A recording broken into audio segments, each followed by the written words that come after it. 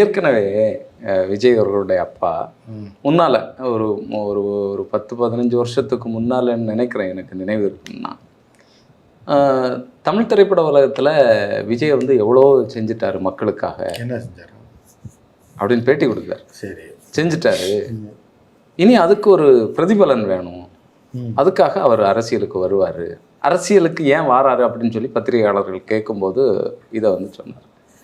விஜய் அவர்களுடைய மக்கள் இயக்கத்தை தொடங்கி அதை வந்து கட்டுக்கோப்பாக வழி நடத்தினது அவர் தான். எனக்கு என்ன கேள்வினா, விஜய் அவர்களுடைய தந்தைக்கே வந்து தமிழ்நாட்டினுடைய முதலமைச்சராக நம்ம வரணும் அப்படின்னு சொல்லி ஒரு நினப்பு இருந்ததா? இல்லை, சந்திரசேகரன் ஒரு பேராசை பிடிச்ச ஆள் தான், அதில் மாற்று கருத்தே கிடையாது. ஏன்னா மகனை முதலமைச்சராகன்னு நினைக்கிறதே ஒரு பெரிய பேராசை தான்.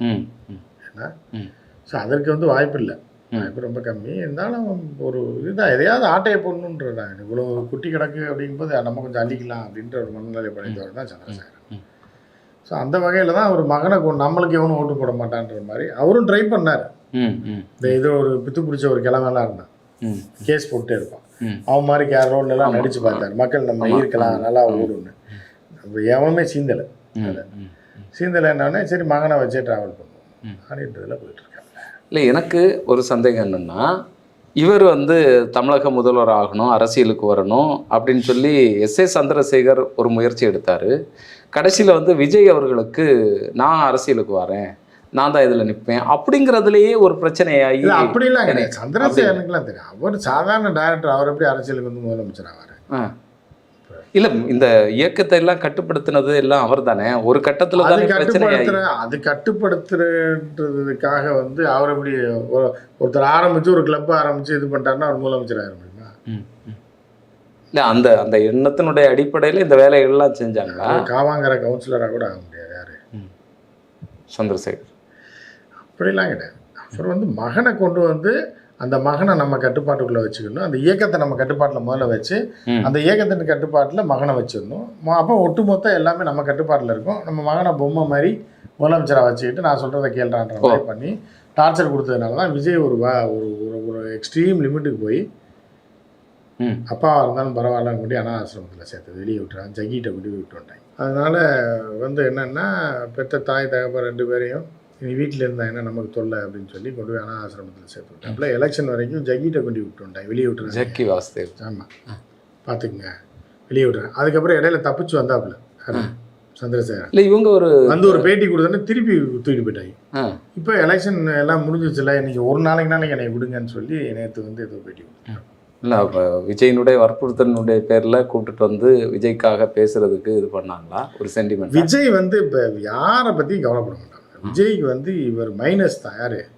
சந்திரசேகரன் பெரிய மைனஸ்னால தான் வீட்டுக்குள்ளே விடுறதில்ல, அம்மாவையும் விடுறதில்ல, அவர்னால அம்மாவையும் விடுறதில்ல, எல்லாத்தையும் அனுப்பிவிட்டார், யாருமே வேணாங்க. இதுக்கு ஆதரவு வந்த மனைவியும் தடுத்து விட்டார், மனைவிக்கு ஆதரவு வந்த மகளையும் தடுத்து விட்டார், மகளுக்கு ஆதரவு வந்த பையனையும் தடுத்து விட்டார், எல்லாத்தையும் தடுத்து விட்டார். எனக்கு எதிராக செயல்படுற யாருமே ஒன்றா இருக்கக்கூடாது அப்படின்னு. அதுக்கப்புறம் அவருக்கு ஒரு அமௌண்ட்டு கடனை கொடுத்து ஏதாவது வட்டி கிட்டி விட்டுக்குங்கன்னு சொல்லி நேற்று கூட சொல்லியிருப்பாரு பேட்டியில். எனக்கு அவர் கடன் கொடுத்தேன்னு எந்த வார்த்தையும் சொல்லவே இல்லை, பணம் கொடுத்தேன்னு தான் சொல்லியிருக்காரு. புரியுது அவங்களுக்கு? ஸோ அந்த மாதிரி வந்து காசை கொடுத்து போய் ஜாலியாக இருந்தாலும் இருக்க மாட்டார். அவருக்கு இந்த வெறி அடங்கலை. இல்லை, அவர்கிட்ட நிறைய சொத்துக்கள் இருக்குமே. அவர்கிட்ட ஏகப்பட்ட சொத்து இருக்கு. எல்லாமே ஏமாத்துதாங்க. மக்கள் வரி பணத்தை ஏமாற்றி, அரசாங்கத்தை ஏமாற்றி, மத்திய அரசை ஏமாற்றி, இன்கம் டேக்ஸ் ஏமாத்துறதாங்க மொத்த குடும்பத்துக்குமே இது. ஆனால் ₹1 கூட ஊழல் இல்லாத ஆட்சியை கொண்டு வருவேன் விஜய். அப்புறம் ஊழல் ஆட்சியை கொண்டு வருவேன்னு சொன்னால் யாராவது ஓட்டு போடுவாங்களா? நான் ஊழல் பண்ணுவேன், ஊழலை தொடர்ந்து பண்ணிகிட்டே இருப்பேன். எனக்கு விவரம் தெரிஞ்சதுலேருந்து நானும் எங்கள் அப்பாவும் பல ஏமாத்து வேலையில் ஈடுபட்டிருக்கோம், டாக்ஸ் ஃப்ராடு பண்ணியிருக்கோம், சொத்துக்களை மறைச்சிருக்கோம். எங்கள் அப்பா பெரிய தெல்லவாரி, நான் ஒரு பெரிய முடிச்சவிக்கி. அதனால் நீங்கள் எனக்கு ஓட்டு போடுங்க, விசில் சின்னத்துக்கு ஓட்டு போட்டு என்னை முதல்வர் ஆக்குன்னு யாராவது கேட்க முடியுமா? இல்லை இல்லை இல்லை வந்து நான் என் மனைவியை துரத்தி விட்டேன், என் மகளையும் துரத்தி விட்டேன், செலவு கூட காசு தரதில்லை, எங்கள் அம்மா கூட காசு தரதில்லை, என் பையனையும் கோவத்தில் அடிச்சு துரத்தி விட்டேன். ஸோ இப்போ வந்து நான் தனியாக தான் இருக்கேன், நீங்கள் எனக்கு ஓட்டு போடுங்கன்னு விஜய் சொல்ல முடியுமா? சொல்ல முடியாது. நான் நல்லவன் வல்லவன் ஊழலற்றவன் இப்படி சொன்னால் தான் விமன் கேட்டல்ஸ் ஏமாறுவான். அந்த ஏமாளிகளை கோமாளிகளை வச்சு தான் நம்ம ஜெயிச்சு அவங்கள ஆட்டையை போட்டு மண்டையை கழுவ முடியும். அப்போ தான் நான் வந்து படம் பார்ப்பான். தாலியை அறுத்து தாலியை விற்று வட்டிக்கு வாங்கி 100 ரூபா 1000 ரூபாய் வட்டிக்கு வாங்கிட்டு வந்து வட்டி கொடுத்து அவங்க பணத்தை பார்த்து இவருக்கு அந்த காசு பூரா வரும். அப்படி சொன்னால் தான் வரும். அதுக்காக உண்மையை சொல்ல முடியும். இல்லை இவர் திட்டமிட்டே அப்படி செய்கிறாரா ஒரு கேள்வி எனக்கு. ஏன்னா நேற்று பேசும்போது கரூர் சம்பவத்தை பற்றி பேசுகிறாரு. கரூர் சம்பவத்தில் நான் கரெக்டாக வந்தேன் அப்படின்னு சொல்கிறாரு. இல்லை அங்கே இருக்கக்கூடிய மக்களுக்கு தெரியும், மக்கள்கிட்ட கேட்டுன்னா மக்கள் புட்டு புட்டு வைப்பாங்க அப்படின்னு என்ன மனநிலையிலேருந்து பேசுகிறாரு. இல்லை அவங்க ஒரு மாய, அதாவது ஒரு மாய உலகத்தில் அவங்க எல்லாம் வாழ்ந்துட்டு இருக்காங்க. அவன் பின்பற்றுறதும் சைக்கோக்கள் மெண்டல்கள் தான் நிறையா பின்பற்றுறான். அப்போ அவன் சொல்லும்போது சொல்கிறான் யாருனாடா அப்படின்னா ஆமாம்மா எங்கள் அண்ணன் நல்லவருன்னு விஜயை சொல்லிட்டாரு அப்படின்றது தான் அவங்களோட மனநிலை. இவங்களை மனித இதிலே சேர்க்க முடியாது. மனித கூட்டத்திலேயே இல்லை மனிதர்களாகவே நம்ம கன்சிடர் பண்ணவே முடியாது. எல்லாமே தெய்வங்கள். தெய்வங்களாக தான் நம்ம பார்க்கணும். இல்லை ஒரு குற்றம் பண்ணிட்டோம்னா அந்த உறுத்தல் அது இருக்கும். குற்றமே இல்லையே. குற்றம் பண்ண, அதாவது இப்போ ஒரு மனுஷனை கொண்டா குற்றம்னு யார் சொன்னாங்க? செத்துட்டான் குற்றம்னு யார் சொன்னாங்க? நீங்களும் அரசியல் சட்டத்தில் எழுதி வச்சுக்கிட்டீங்கன்னா நீங்கள் சொல்கிறலாம் கரெக்டாகிருமா? வந்தான் செத்துட்டான், எவனோ கொண்டுட்டான், அந்த திமுக காரன் அவன் தான் கொண்டு இருப்பான்.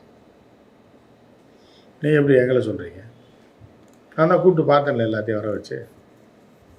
ஆமாம் தலைவா நீங்கள் பார்த்தீங்கன்னா அப்படி ஆட்களை வைத்திருக்கும் போது அவர்களுக்கு என்ன கவலை? அது அப்படின்னா இல்லை கூப்பிட்டு பார்க்குறதே தன் மீது குற்றம் இருக்குது அப்படிங்கிறதுனால தானே கூப்பிட்டு பார்க்குறது. குற்றம் இல்லைன்னு எப்படி? நீங்கள் தான் விஜய் கெட்ட பேர். இறந்துட்டாங்க, அவங்களாம் வந்தாங்க, கூட்டமாக வந்தாங்க, திமுக காரன் கொண்டுட்டான். அதுக்கு கூப்பிட்டு ஆறுதல் சொன்னால் நீங்கள் என்ன அவர் குற்றம்ன்றீங்க?